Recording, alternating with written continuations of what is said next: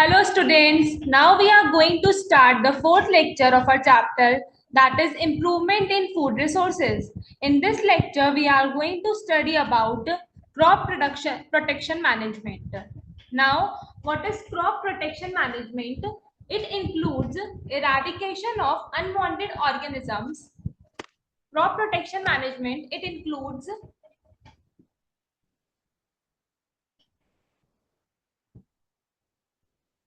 eradication of unwanted organisms,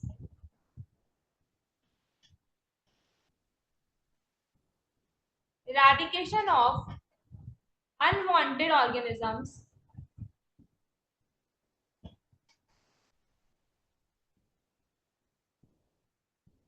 that causes harm to the crop plants. It includes the eradication, means the removal of unwanted organisms that causes harm and that can cause harm to the crop plants.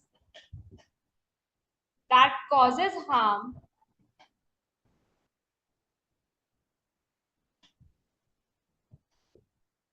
to the crop plants. That causes harm to the crop plants. And these are of following types. The very first one is pest.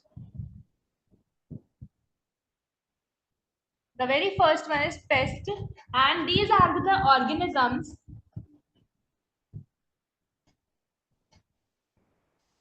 These are the organisms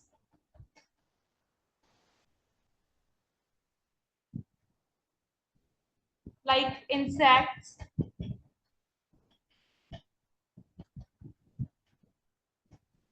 rats, mites, weeds, fungi, etc., which damage or destroy, which damage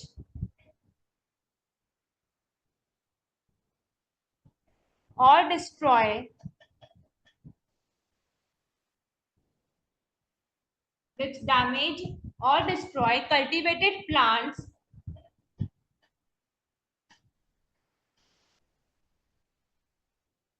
or plant products or plant products.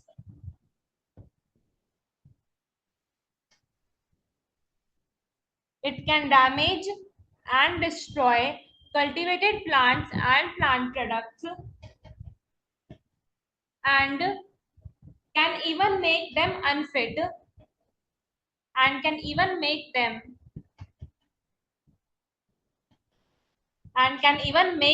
unfit for human consumption.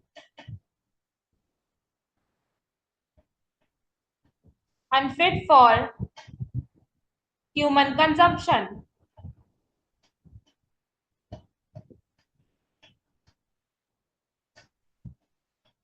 It can make them unfit for human consumption. Now the next one are pathogens. The very first one are pests. Now the next one are pathogens.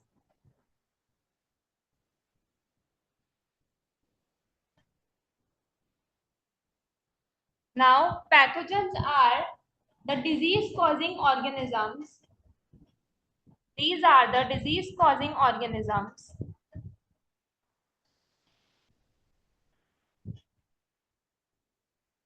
These are the disease causing organisms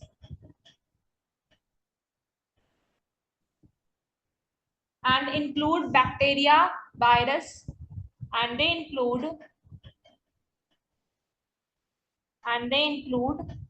bacteria,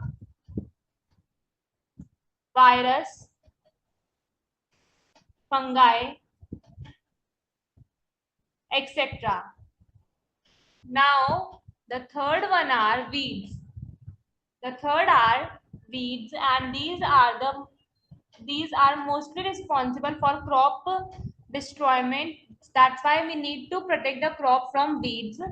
And these are the unwanted plants. These are the unwanted plants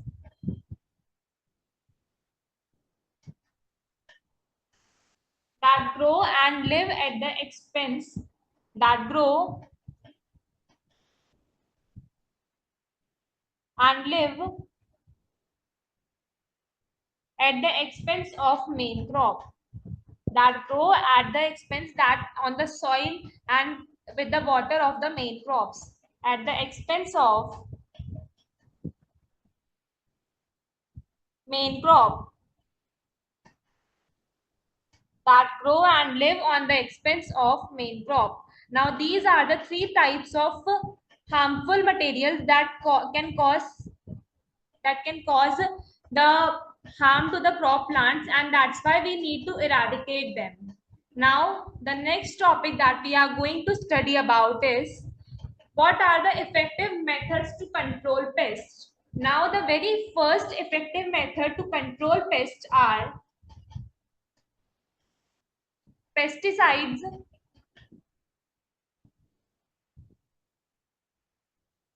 or biocides, we can also say. We also call them as biocides. So these are the very first effective method. These are the chemicals. These are the chemicals, or we can also say that as poison, used to kill pest, used to kill pest of plants. They used to kill pest of plants. And what are the pests? Such as insects,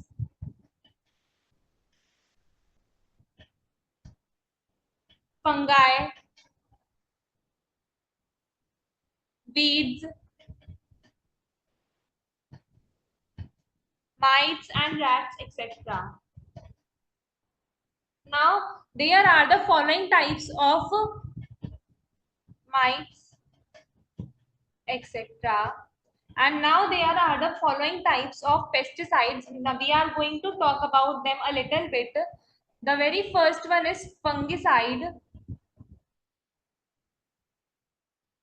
and it helps to, or it is used to kill the fungi. To kill fungi. It is used to kill fungi. The next one is weedicide, and it is used to kill weeds. To kill weeds. The third one are rodenticide,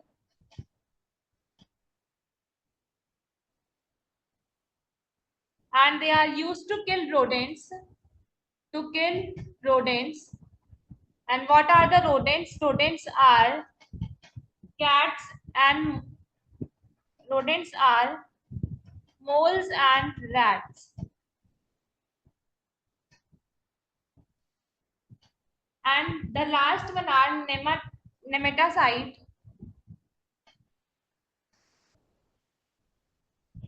The last one are nematicide,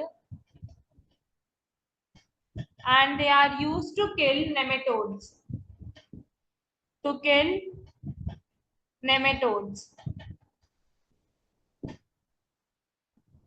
Now, the next topic that we are going to study about is what is weed control. Now, the weed control, weeds are the unwanted plants, and we need to control them to protect the main crop.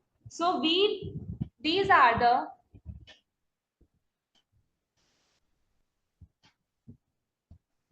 unwanted plants which are grown on along the main crop. These are the unwanted plants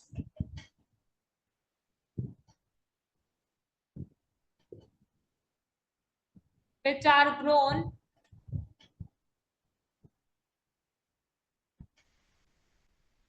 along the main crop and complete the along the main crop which are grown along the main crop and compete the crop for light, space, and nutrients, and complete the crop.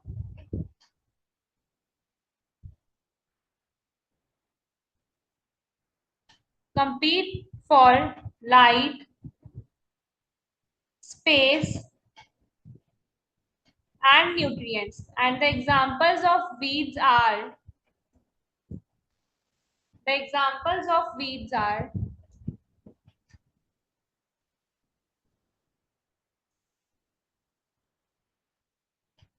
nutrients. Examples are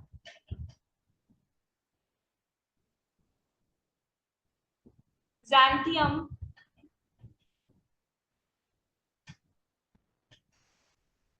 It is also called as gokru in Hindi. It is also called as gokru in Hindi. The next is parthenium.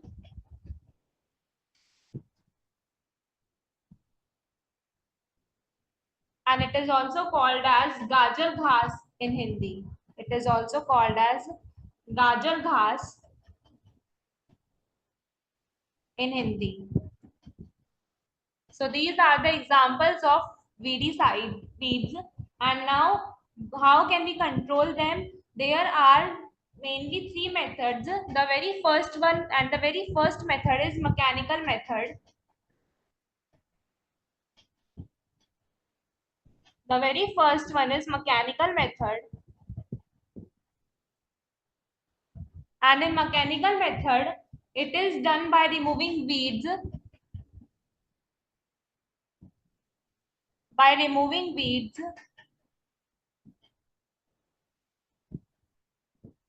from crop fields by harrow. From crop fields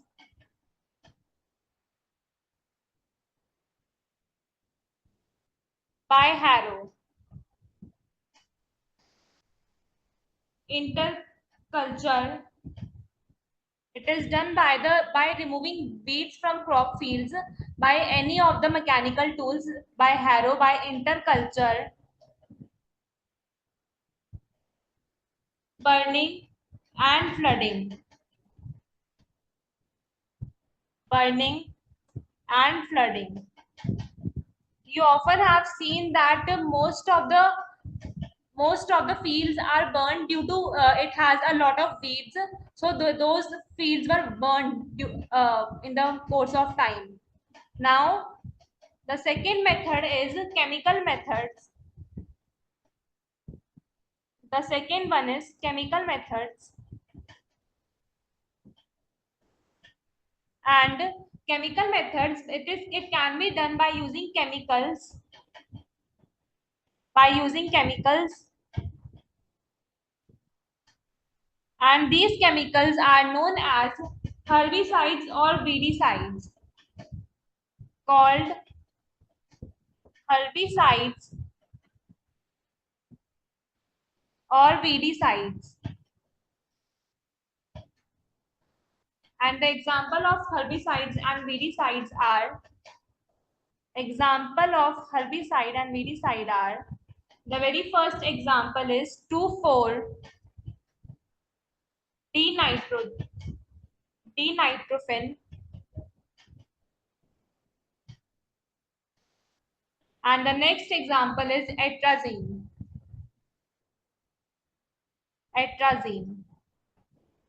Now the last and the third method is biological method. The last is biological method.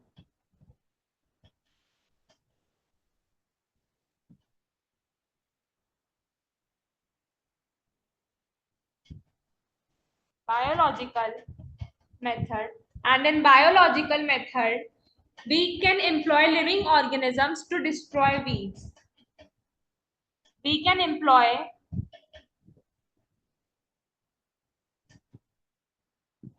living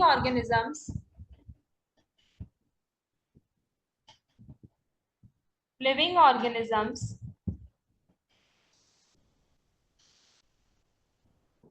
to destroy weeds. To destroy weeds For example,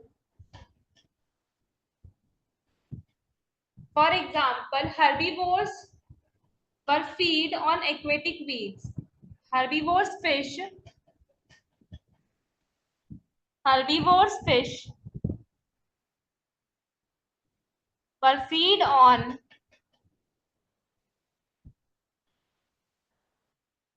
aquatic weeds. Whenever there are herbivorous fishes, they will feed on aquatic weeds. Now, the next topic that we are going to study about is cultural methods. Now, we have studied about mechanical, chemical and biological methods. Now, what are cultural methods? They include the very first one is proper seed and bed preparation. It includes proper seed and bed preparation.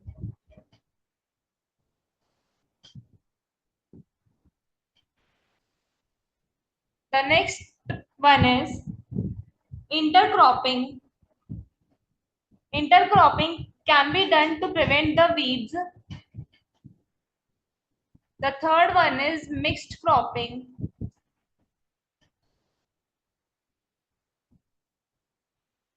The fourth one is timely seed sowing. The fourth one is timely seed sowing. And the last one is crop rotation. So these are the cultural methods that help to prevent the weeds. So the last one is crop rotation. And these are the cultural methods that helps to prevent the growing of weeds on the main crop.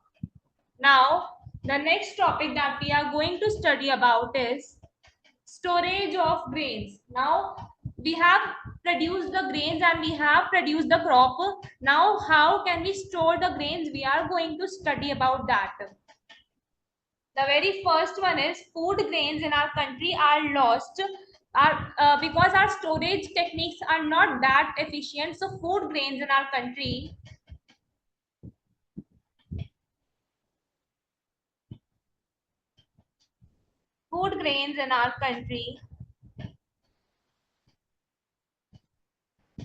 are lost due to inadequate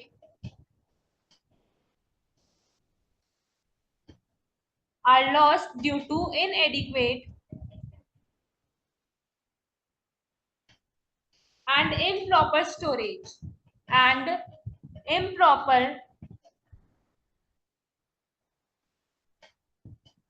storage. It is lost due to inadequate and improper storage. And the factors responsible for this great loss is the very first factor is biotic, that is living factors. And these factors include insects, rodents,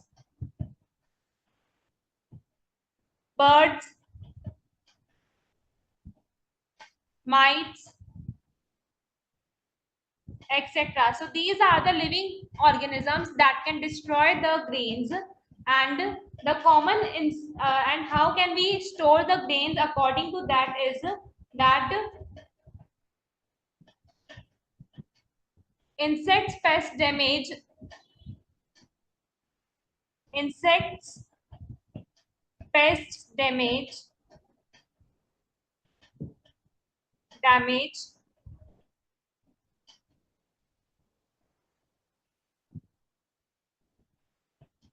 insect pest damage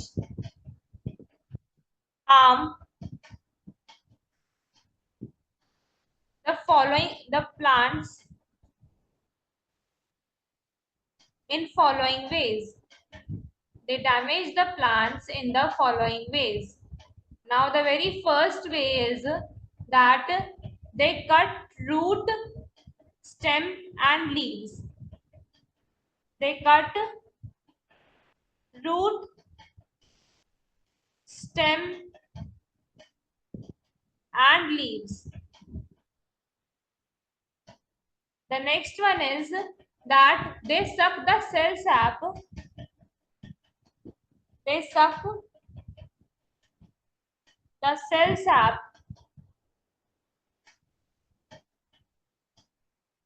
from various plant parts. From various plant parts. They suck the cell sap from various plant parts. The third point is that they bore into stems and fruits. They bore into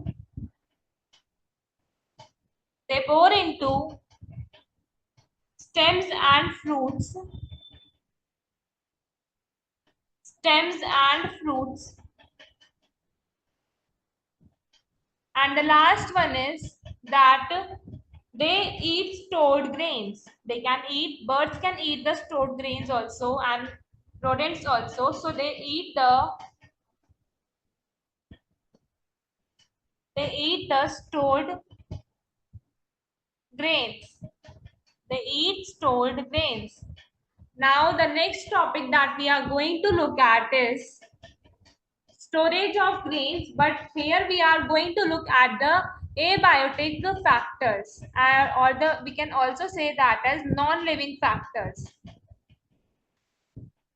Abiotic or non-living factors. Now the very first factor is temperature,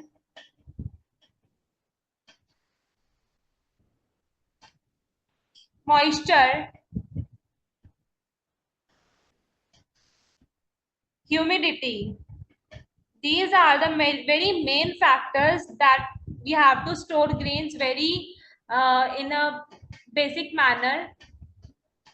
And the next one is material of container in which grains are stored. What is the material of the container? Material of container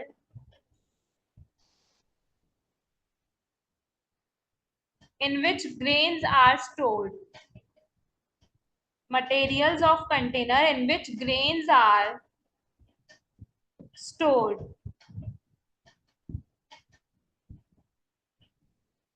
The next one is the above mentioned factors bring about infestation of food grains, infestation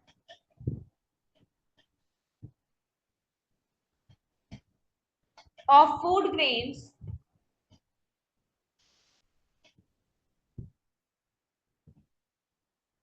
by insects and microorganisms. By insects and microorganisms. The next one is that there is a degradation in quality. There is a degradation in quality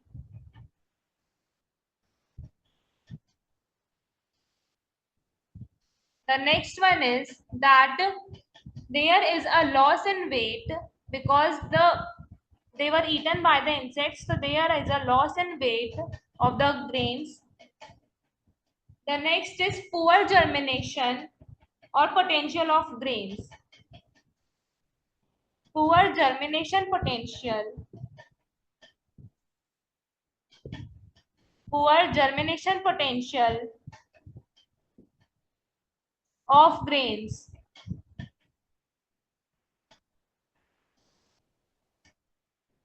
The seventh one is discoloration of product.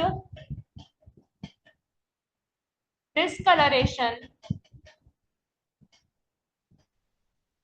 of product.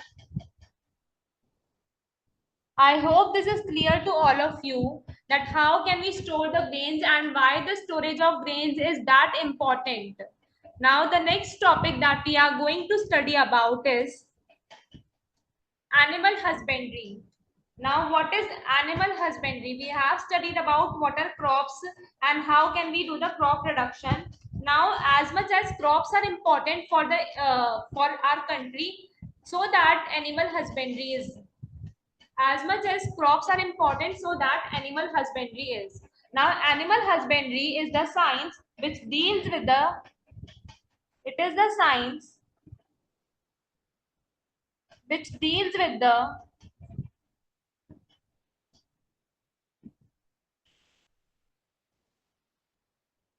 it is the science which deals with the scientific management of farm.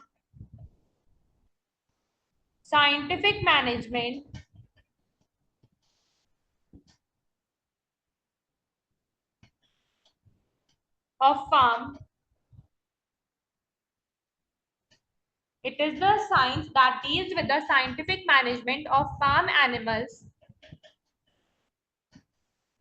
including their feeding, including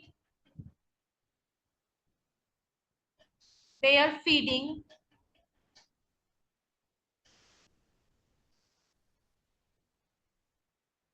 breeding,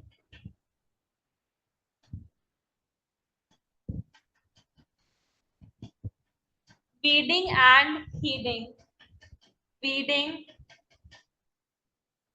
and heeding. What are weeding and heeding?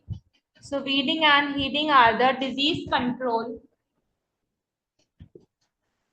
These are the disease control.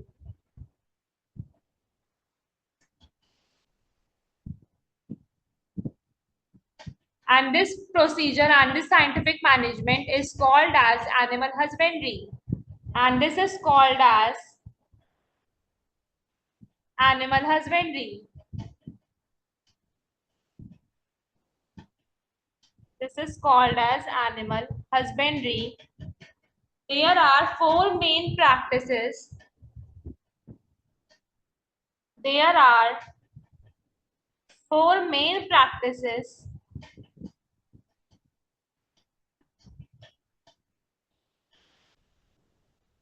which are involved in keeping of animals, which are involved in keeping of animals, in keeping of animals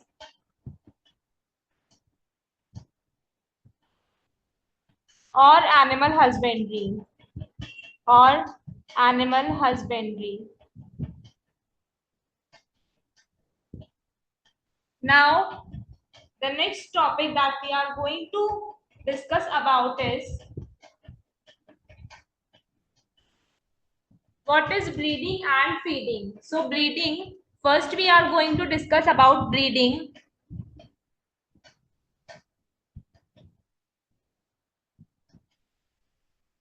It is done to obtain plant. It is done to obtain animals with desired characters. Animals with desired characters.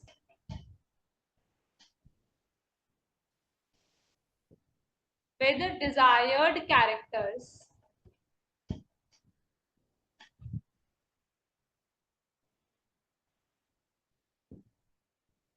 It is done to obtain animals with desired characters. Now through breeding,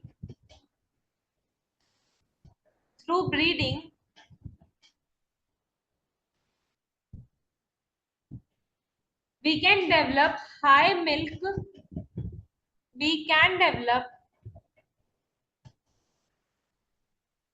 high milk yielding, high milk yielding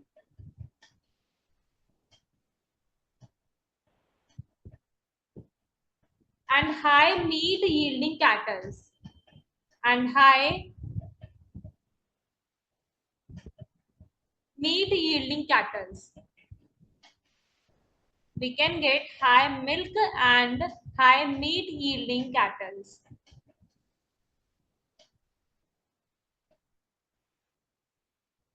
Now the second one is feeding, and feeding refers to The second one is feeding, and feeding refers to, it deals with the study of, it deals with the study of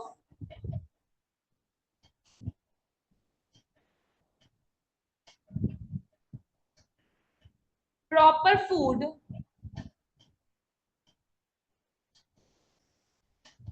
It deals with the study of proper food called feed. Called feed. Mode of time of feeding. Mode and time of and time or feeding of different animals. Of feeding of different animals. Of feeding of different animals. Now, the next topic that we are going to discuss is weeding and heeding. Now, we all know that weeding and heeding are related to disease control. So, what is weeding? First of all, what is weeding? In weeding, this concerns with the elimination of, this concerns with the elimination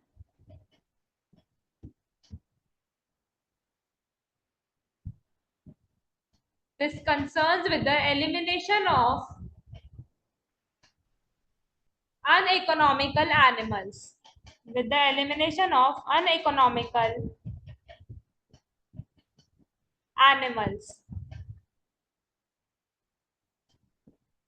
We just eliminate the animals which are uneconomical in nature. That means they can't produce anything worthwhile for us. Now, the second is heeding. Now, in heeding, it means the proper care. It means the proper care.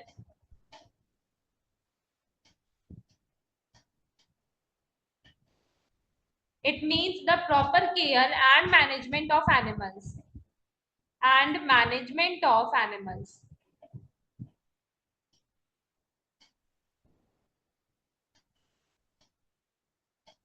We have to take the proper care and management of animals in order to yield milk and meat from them. Now, the next topic that we are going to study about is various types of animal farming. Now, the various types of animal farming are, the very first one is, animal farming is cattle farming.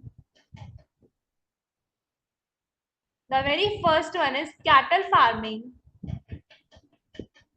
And in cattle farming, it is for the milk producing or milk.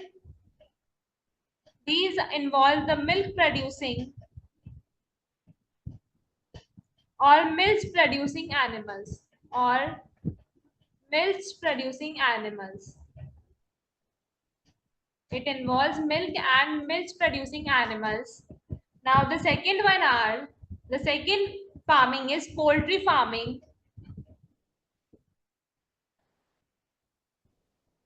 The second is poultry farming, and it involves egg yielding animals. It involves egg yielding animals.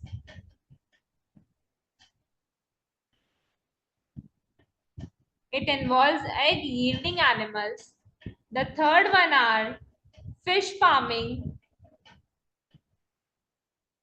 The third one is fish farming, and it involves meat providing fishes. It involves meat providing fishes. And the fourth and the last one is beekeeping. The last one is beekeeping, and it involves the honey providing bees. It involves honey providing bees. Now, the next topic that we are going to study about is cattle farming. The very first type of farming is cattle farming, and in cattle farming, farming of cattle and labor, farming of cattle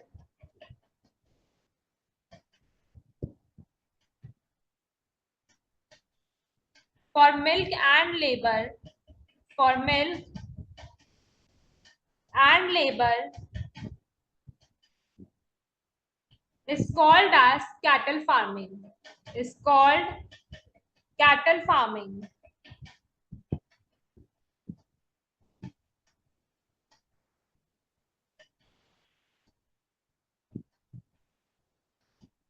Is called as cattle farming. And India ranks fifth in the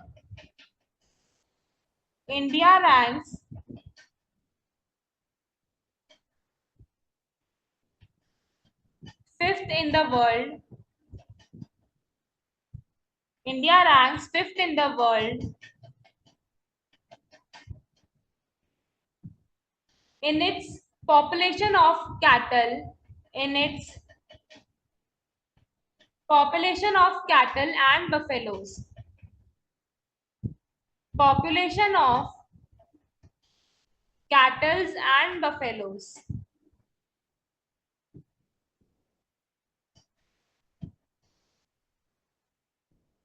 In its population of cattle and buffaloes, and the milk providing animals in cattle farming are the milk providing animals.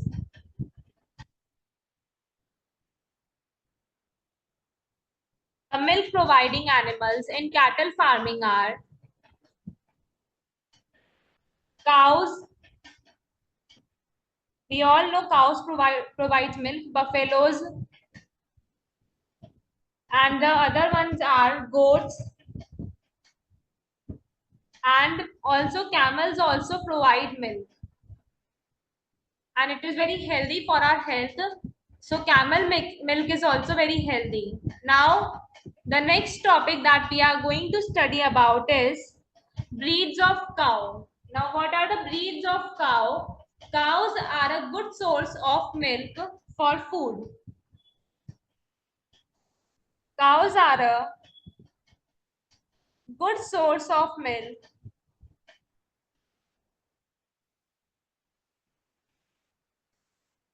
Cows are a good source of milk of food for human.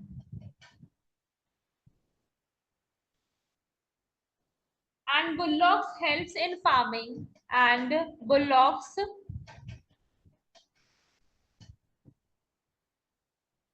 help in farming.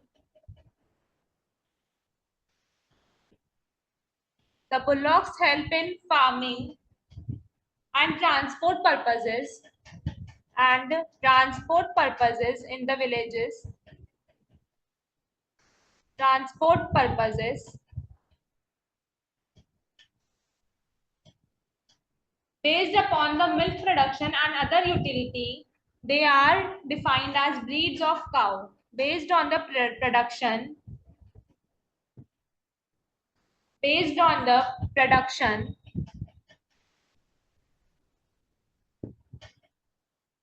and other utilities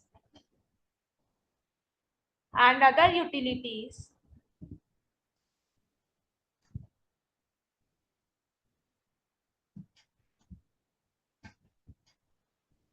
utilities. They are classified as and they are categorized as milk or dairy breeds, milk or dairy breeds,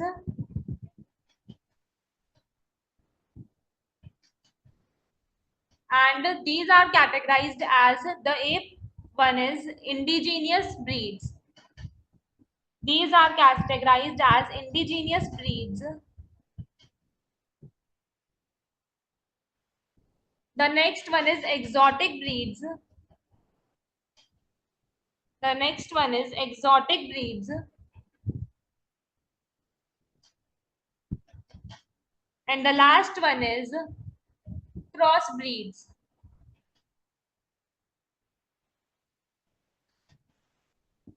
Now, the next topic that we are going to look at is indigenous and exotic breeds.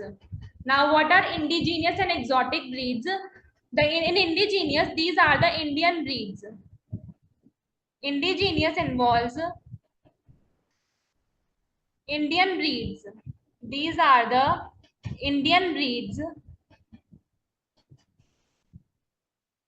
and they are categorized as, and they are type of, the very first one is red Sindhi.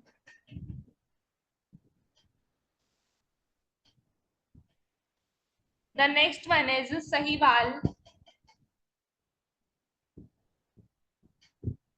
and the third one is Gir. And in exotic breeds,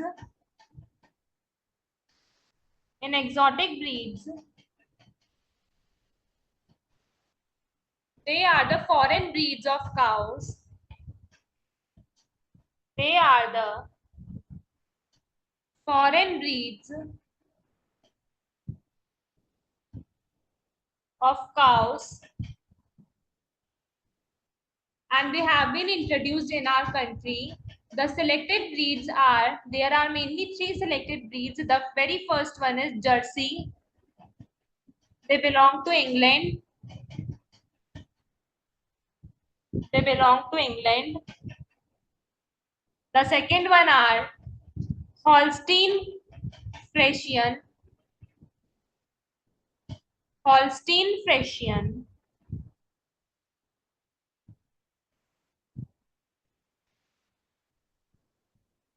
And they belong to Holland. And the third one are Brown Swiss. And the third one are Brown Swiss. And it is a dual purpose breed, and it belongs to Switzerland. It is a dual purpose breed of cow, and it belongs to Switzerland. Now the next topic that we are going to look at is crossbreeds or improved breeds of cows. Now cross or improved breeds are the dairy breeds, and they are categorized as current Swiss,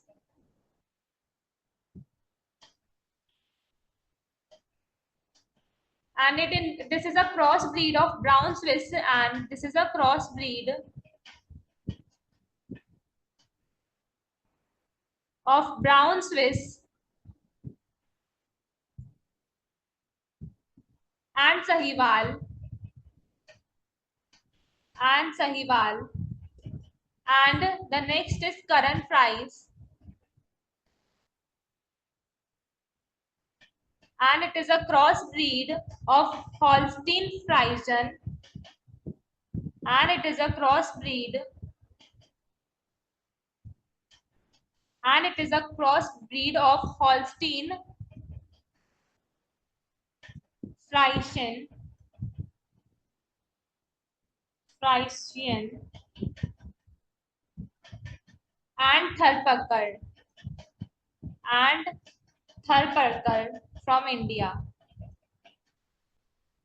So these are the mixed breed cows, and these are very important.